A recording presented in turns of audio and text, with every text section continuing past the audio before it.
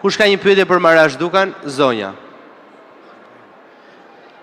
Përshëndetje pjesëtar të diasporës, përshëndetje pushtetar të kombit tonë. Falenderoj shumë për ftesën që na bën, edhe na krijon mundësitë që të themi edhe ne di fjalë për të mirën e vendit tonë. Nga jeni i nderuar? I nderuar. Emër? Unë jam Rushit Kamishi, jam origjinë nga Bulqiza. Nga Bulqiza. Kam punuar në minierën e Kromit, kam qenë dhe ushtarak, kam shërbim të sistemet, sistemi monist ishte uni, edhe s'kishte tjetër, që si në erdhë demokracia u shliume dhe nga emocionet, nga shtrëngimet, edhe fëmijët në rritën shku në diasporë, dola pension për akoshëm, edhe unë diasporë ka 24 vjetë. Po, pyetjen tuaj. Pyetja ime është, me qenë se paketa e malëve është miratorë. Kemi pengesat theksume ligjore nga ligji 7501. Sepse ne kemi qenë punë shteti, kemi qenë larg vendlinjës, edhe s'kemi pas mundësi që të bëjmë letrat individuale si mas ligji 7501. Një ligj që ata parlamentarë nuk mund të thejmë kriminella, po ligj kriminal se akoma dhe sot përviten bashkomësit tonë nga i ligj famkeq. Më e keq se ligji i reformës agrare Monizu.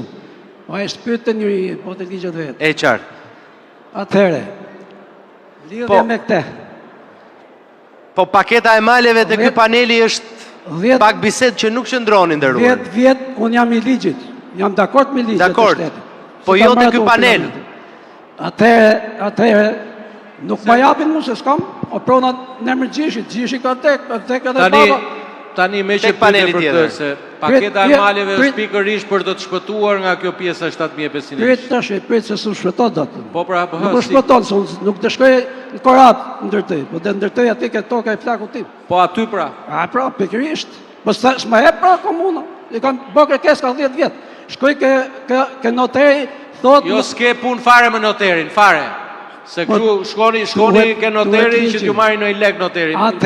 Prit të shë, prit. A do përgjigjen? Jo të t'jap këtë mendim unë ty.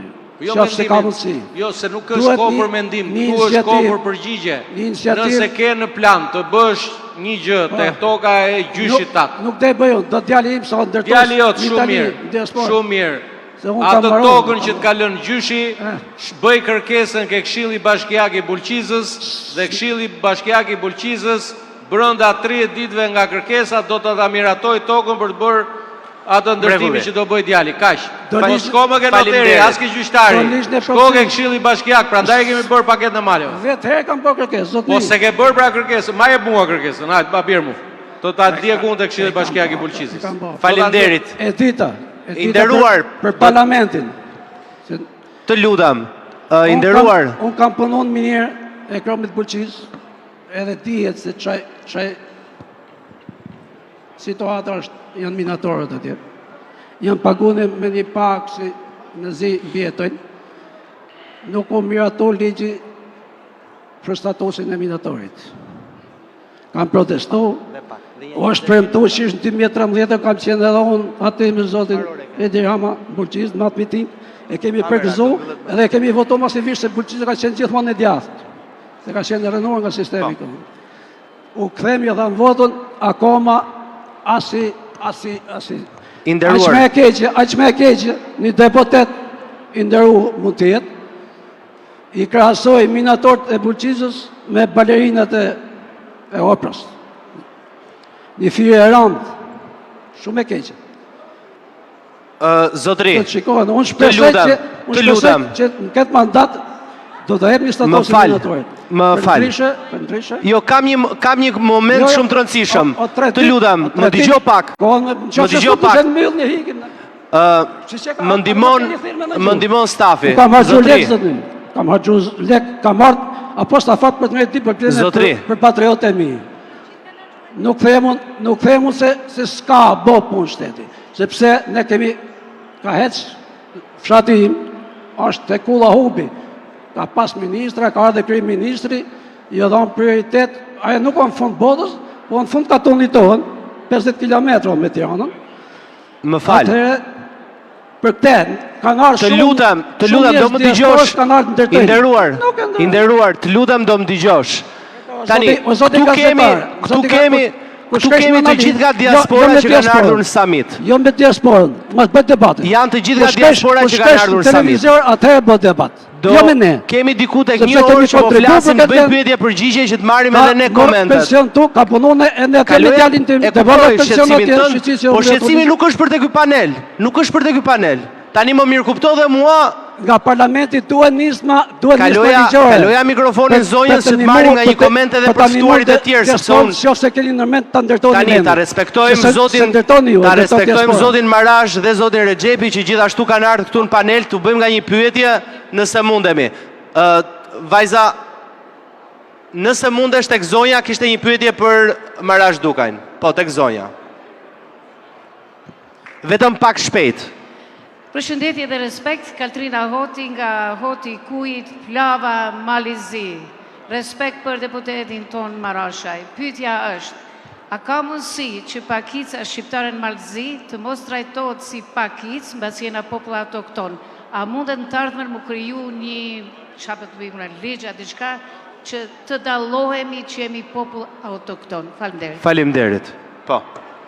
E dashura Kaltrin, faleminderit për pyetjen. Kaltrina, sa ta dini se Kaltrina është një shembull i mirë i shqiptarëve në Malzi, një artiste e vërtetë e cila është kthyer nga New Yorku për të jetuar në Plavë dhe Llaguzi për të ruajtur ato treva shqiptare shumë të rëndësishme dhe autoktone. Ndër trokitje për Kaltrinën, lutem.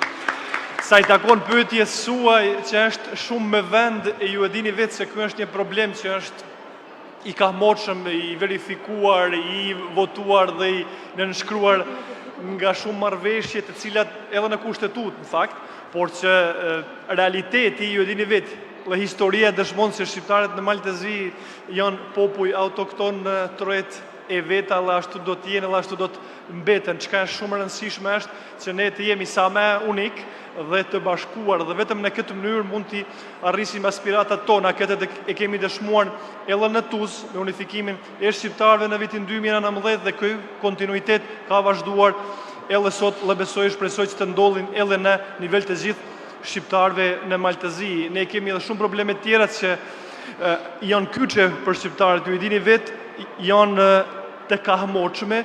Një nga to është diskriminimi i ligjit zgjedhor, se ne si Forum Shqiptar e kemi parashtruar si kërkesë jo vetëm pranë autoriteteve tona në Maltezi, por edhe pranë Bashkimit Evropian.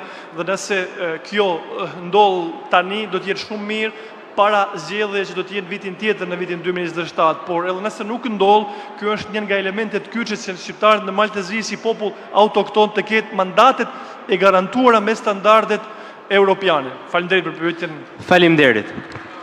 Ndërkohë ne kemi qenë live edhe në të gjitha faqet zyrtare, paralelisht edhe në media. Unë do ndalem tek njëra në faqen e Kuvendit, i drejtohet zotit Peleshi. Pyetja është nga një studente në Paris, quhet Megi, zoti Peleshi. Studion për shkenca politike në Sorbonne. Ajo pyet, çfarë do të më thoni të ju, një të riu që ka humbur besimin tek politika, dhe çfarë sistemi vlerash duhet që të përfaqësoj unë që të gjej veten në parlamentin shqiptar?